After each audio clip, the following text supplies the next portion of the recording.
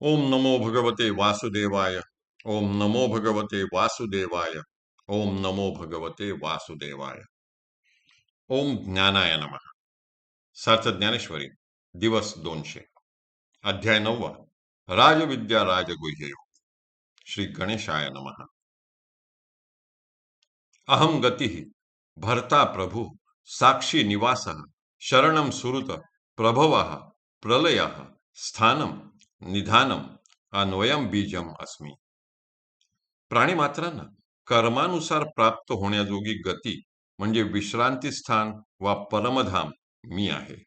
सर्वांचे भरण पोषण करणारा, शुभाशुभ पाहणारा, सर्वांचा स्वामी, समस्त विश्वाला साक्षी भावाने पाहणारा साक्षी, सर्वांचे निवासस्थान, शरण जाण्यास योग्य असे स्थान, प्रत्युपकाराची इच्छा न करता सर्वांचे हित करणारा मित्र, जगताच्या उत्पत्ती व प्रलयाचे कारण, जगताच्या स्थितीचे अधिष्ठान, सगळ्याचे निधान वा ठेवा आणि व्यय न पावणारे ब्रह्मांडाचे अविनाशी असे बीज देखील मीच आहे।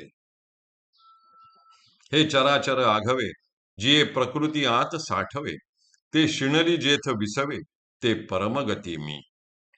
आणि जयाचेनी प्रकृती जिये, जेणे अधिष्ठिली विश्व विये, जो येऊनी प्रकृती ये, गुणाते भोगी।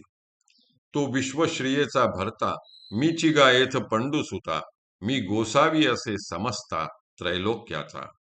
आकाशे सर्वत्र वसावे, वायूने नाव भरी उगे नसावे, पावके दाहावे, वर्षावे जळे, पर्वती बैसका न संडावी, समुद्री रेखा नोलांडावी, पृथ्वी या भूते वहावी, हे आज्ञा माझी।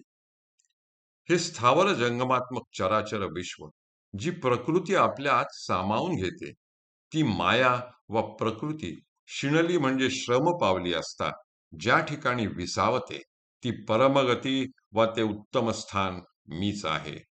ज्याच्या योगाने प्रकृती जिवंत व चैतन्यमय असते, ज्याच्या अधिष्ठानामुळे व आश्रयामुळे प्रकृती विश्व विये म्हणजे प्रकृती प्रसवते, आणि जो जो येऊन ह्या प्रकृतीच्या निमित्ताने सत्व रज व तम ह्या गुणांचा उपभोग घेतो, तो ह्या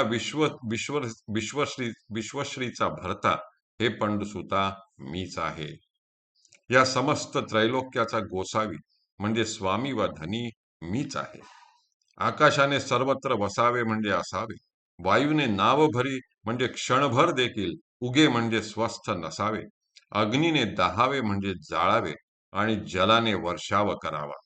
पर्वतांनी आपली बैठक सोडू नये, समुद्रांनी आपली रेखा म्हणजे मर्यादा ओलांडू नये, आणि पृथ्वीने सर्व भूतांचा भार वहावा, ही माझी आज्ञा आहे, व हे सर्व माझ्या आज्ञेने चालले आहे।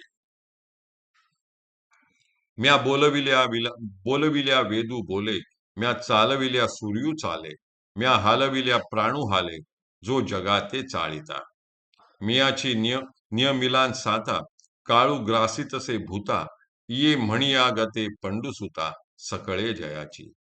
जो ऐसा समर्थू, तो मी जगाचा नाथू, आणि गगना ऐसा साक्षीभूतू, तोही मीची। इही नामरूपी आघवा, जो भरला असे पांडवा, आणि नामरूपांचाही बोलावा आपणची जो। जैसे जळाचे कल्लोळ, आणि कल्लोळी आथी जळ, ऐसेनी वसवितसे सकळ, तो निवासू मी। जो मज होय अनन्य शरण, त्याचे निवारी मी जन्म मरण, या लागी शरणागता शरण्य, मीची एकू। मीची एक अनेकपणे, वेगळालेनी प्रकृती गुणे, जीत जगाचे नि प्राणी वर्तत असे। जैसा समुद्र थिल्लर न म्हणता, भलतेथ बिंबे सविता, तैसा ब्रह्मादी सर्वा भूता, सुहृद तो मी। मीचिगा पांडवा, या त्रिभुवनासी बोलावा, सृष्टी क्षय प्रभवा, मूळ ते मी। मी बोलविल्याने वेद बोलतात, मी चालविल्याने सूर्य चालतो, आणि सर्व जगाचा चालक व प्रवर्तक जो प्राण, तो देखील मी हलविल्याने हलतो। मीच नियम घालून दिल्यामुळे काळ भूताना ग्रासतो।